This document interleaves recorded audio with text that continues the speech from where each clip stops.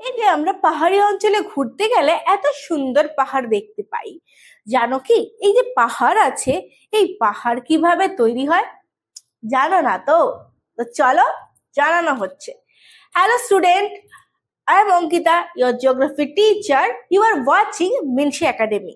এই মিনসি একাডেমিতেই একমাত্র হাই কোয়ালিটির ভিডিও, ইমেজেস আর 3D অ্যানিমেশনের মাধ্যমে খুব সহজ ভাষায় পড়াশোনাকে বোঝানো হয়।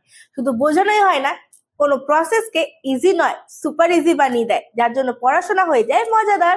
তো চলো, ব্যাক টু কোশ্চেন। কোশ্চেনটা ছিল আমার, এই যে পাহাড় এত সুন্দর দেখতে, এই পাহাড়টা কিভাবে তৈরি হয় জানো কি? চলো জানাই।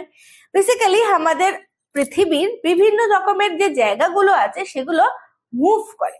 এগুলোর মধ্যে মুভমেন্ট আমরা দেখতে পাই, যেটাকে বলি পাঁচ সংস্থান তত্ত্ব বা পাঁচ সঞ্চালন তত্ত্ব। এটা একটা তত্ত্বের মাধ্যমে জানতে পারি। দেখো, এই যে আমাদের আফ্রিকা, আমেরিকা, এটা আমাদের ভারত হবে পরবর্তীকালে গিয়ে।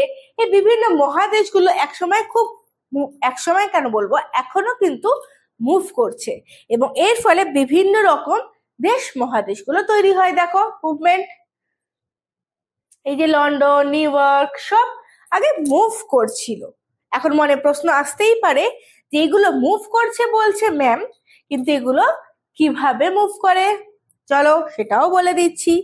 মুভ করাটা খুব সহজ। ওই যে বললাম পাঁচ সঞ্চালন তত্ত্বের কথা, এই বিষয়ে কথা বলেছিলেন কে? 1965-এ জেটি উইলসন।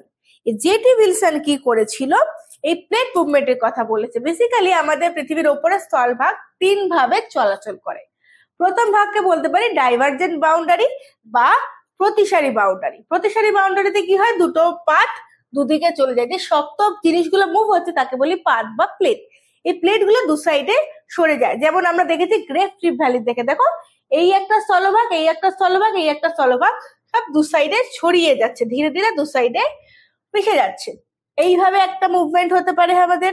আরেক রকমের মুভমেন্ট আছে ট্রান্সফর্ম বাউন্ডারি। এটাতে দুটো পাশাপাশি ঘষা খেয়ে বেরিয়ে যায়, যার ফলে মাঝখানে ক্র্যাক দেখা দিতে পারে। এই যে দেখো কত রকমের ক্র্যাক দেখা দিয়েছে। এটা কিন্তু দু রকমের সান আন্দ্রেসে দেখা যায়। দু রকমের পাত ঘষা খাওয়ার ফলে তৈরি হয়। দেখো এই যে এই একটা প্লেট, এই একটা প্লেট, এই দুটো পাশাপাশি যাওয়ার ফলে ঘষা খাচ্ছে। ও এই পাশে দেখছে আর ও এই পাশে যাচ্ছে। লাস্ট হচ্ছে সব থেকে ভয়ঙ্কর কনভার্জেন্ট বাউন্ডারি, যেটাকে আমরা বলি অভিসারী বাউন্ডারি, মানে একটা বাউন্ডারি আর একটা বাউন্ডারিকে ফলো করে। এতেই আমাদের তৈরি হয় পাহাড়। দেখো কি সুন্দর পাহাড় পড়ে তৈরি হয়েছে, ভাঁজ পড়ে তৈরি। দেখো দুটো পা খুব জোরে ধাক্কা দিচ্ছে, আস্তে আস্তে আস্তে আস্তে উঠে যাচ্ছে। এইভাবে তৈরি হয় আমাদের পাহাড়। আর সেইভাবে তৈরি হয়েছে আমাদের পৃথিবীর মধ্যেকার যত রকম পাহাড় আছে, তার বেশ কিছু পাহাড়, যেগুলোকে আমরা বলতে পারি ফোল্ডেড মাউন্টেন বা ভঙ্গিল পর্বত। আচ্ছা, এই যে মনে একটা প্রশ্ন এসছে, বুঝতে পারছি অনেকক্ষণ ধরে ভাবছে যে বারবার বলছি প্লেটগুলো মুভ করছে, ওপর দিয়ে চলাচল করছে, তার পেছনে কারণ কি? চলো, আসলে পৃথিবীটা তো আগে আগ্নেয় গোলা ছিল, সেটা ঠান্ডা হয়েছে। ঠান্ডা হলে ওপরটা ঠান্ডা হয়েছে, নিচে তো আগুন আছে। তো সেই নিচের ম্যাগমা মুভমেন্টের জন্য ওপরের পাতগুলো চলাচল করে। যেমন ধরো তুমি দুধের ওপরে মালাই জমে, দুধটার নিচ থেকে নাড়াও কাপটাকে, তাহলে দুধটা যখন নড়বে ওপরে প্লেট গুলোও তো নড়বে। সেম জিনিসটাই হচ্ছে, এই ওপরে প্লেট গুলোর মুভমেন্ট হচ্ছে। এই মুভমেন্টের কারণে কি হচ্ছে, কখনো কখনো দুটো নিজেদের কাছাকাছি চলে আসছে, কখনো দুটো পাশাপাশি সরে যাচ্ছে, বিভিন্ন রকম কাণ্ড হচ্ছে। এই যে ম্যাগমা যুক্ত অঞ্চল, এটাকে আমরা কি বলি? অ্যাসথেনোস্ফিয়ার। বহুত ডেঞ্জারাস বলতে পারি কিন্তু আমরা। এবার আসি পাঁচ সঞ্চালন তত্ত্বের ভিত্তিতে ভঙ্গিল পর্বত, যেটা বললাম ফোল্ড মাউন্টেন।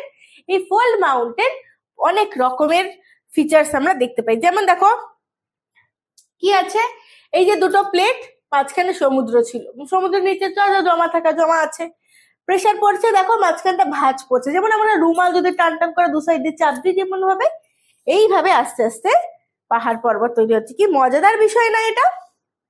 এবার দেখো এই ভঙ্গিল পর্বতে যে মাটি দিয়ে তৈরি হয় সেটা খুব নরম হয়, মানে পাললিক শিলা দিয়ে তৈরি। পলি মাটি নরম হয়, পলি মাটি থেকে তৈরি হয় শক্ত হয়ে পাললিক শিলা। এই পাললিক শিলা খুব নরম হয়, তার ফলে যেমন আমরা কি বানাই, ঠেকুয়া বানাই।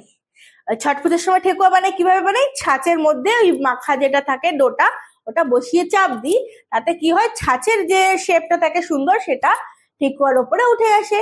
সেইভাবে মাটির মধ্যে কোনো প্রাণী কোনো কিছু যদি জমা পড়ে যায় এই ভাঁজ তৈরির সময়, এই যে বিভিন্ন ভাবে ভাঁজ তৈরি হতে পারে, এই বিভিন্ন রকম ভাঁজের মাঝখানে যদি কোনো একটা পশু থাকে, কোনো প্রাণী, ডাইনোসর যাই হোক, চাপা পড়ে যায়, তাহলে সেটার ছাপ এইখানটায় উঠে আসে। তার বডিটা তো আস্তে আস্তে মাটির সাথে মিশে যায়, কিন্তু তার বডির যে ছাপটা মাটির মধ্যে পড়েছিল এটা আমরা দেখতে পাই। আর জানো তো, এই যে বিভিন্ন রকম ছাঁচগুলো দেখতে পাই, সেগুলো দেখে আমরা বুঝতে পারি এই সময় মানুষ ছিল না, সেই সময় কি রকমের প্রাণী ছিল। যেমন ধরো, দেখো কত ভয়ঙ্কর একটা মাছ, কত রকমের ডেঞ্জারাস দাঁত রয়েছে।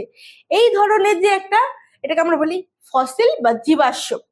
এই জীবাশ্ম এই মাটিতেই তৈরি হয়, এবং এগুলো দেখে আমরা পুরনো ইতিহাস সম্পর্কে আমাদের জানতে পারি। দেখো, এটা ডাইনোসর, এই যে ডাইনোসর যুগ ছিল, ডাইনোসর কেমন দেখতে ছিল, এই বিষয়গুলো কিন্তু আমরা এই থেকেই বুঝতে পারি, এইগুলো দেখেই বুঝতে পারি। দেখো এখানে ঝিনুক আছে, কি সুন্দর লাগছে না দেখতে?